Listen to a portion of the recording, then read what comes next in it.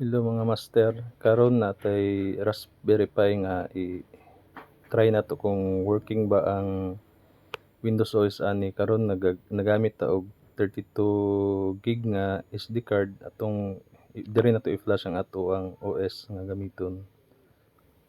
Since kani nga Raspberry Pi nato gamit pa nako ni first nako ni nga build nga piso wifi karon wa na nako gigamit kay murag na siya issue. So akong gina-explore kung goods ba ni sa Windows o smooth ba siya gamiton o recommended ba siya 1 gig ra ni, since 1 gig ra iyang RAM.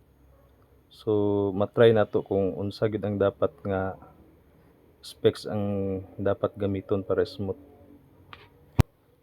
o para kung unsay maayo sa mini PC. Kung kanigo naman gyud TV diri nga gusto nako siya gamitan og mini PC kay karaan man siya, so gusto nako siya para magamit lang siya for movies na lang siguro. Mao nang ako ning gina-explore kung okay ba ni siya gamiton. Karon tuwa na ning saksak na nato ang SD card ani atong paran kung paspas ba ang iyahang boot up. Karon gabot na, so ulatan lang nato karon nag-success to ato ang gi-flash, so nag-proceed siya nag-boot to lang kuan ani kung smooth ba siya gid kung may gamiton. Nag-start nagkuan sa configuration niya before nimo makuan ang iyang OS. Mag-configure pa ka ani ginagmay, yes, naray mga next ani. Kani nga video for kuan naman ni para test RAM ni, so next akong kuan na diri nga part nagbutang nako og username, then next lang sa password, escape na lang na next.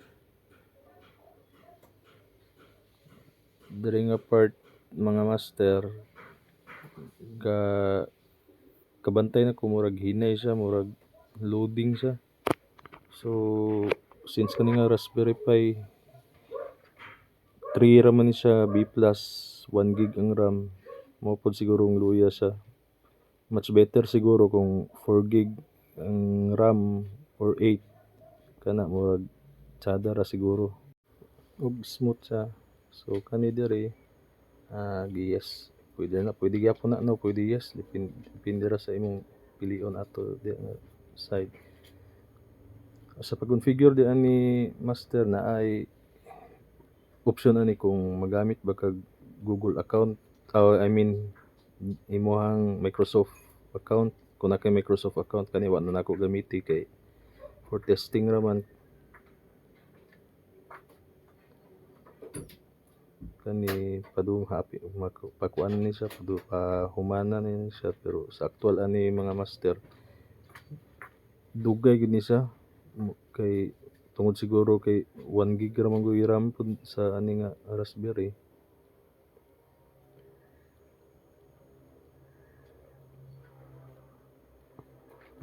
Mas recommended gid siya kung high specs imuhang gamiton nga himuan nimo mini PC. Mas gwapo katong mas latest karon murag ambot na 5 ra man siguro bag-o ron. At least na say 4 gig to 8 gig RAM lang siguro, kana siguro murag good ra. Diri bantayan gid nako ni diri nga luya gid siya.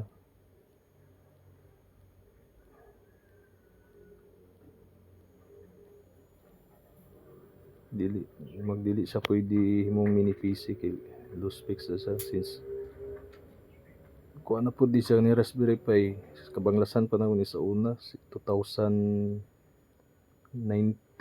mga diha nabutang na ko ni siya nga piece wifi, pero wala na ko ning gamit kinay issue. Try nato okay ba siya. Next ani siguro kung di siya mo success ani nga mo mini PC, so tryan ako ni siya himon sa Android ang ibutang nga software. Ni diri dugay gid kasi siya. Pwede pa ka mangapi. Diri mga master, kabalo na ko nga hinay siya pero gitry lang gyapon ako siya. Ipadayon lang gyapon ako siya kay basin day dito na sa desktop na gadto na gid sa kuan. Smooth siya gamiton dito. Basin sa boot up lang siya dugay. So nagpadayon lang gyapon. Padayon gyapon ta for testing raman sad. At least mabal-an nato kung unsa nga iyang recommended nga para imong mini PC. Kay magbasin day sulod pohon na pod tay lahi nga Raspberry Pi makapalita di. Kahimo na gid tag kuan jud. Sa wakas ni boot ra gid siya pero na-test nako siya. Luya gid siya mga master, so mora to mga master, at least na try nato. O goods ba siya, so dili siya good, so mora to. Salamat.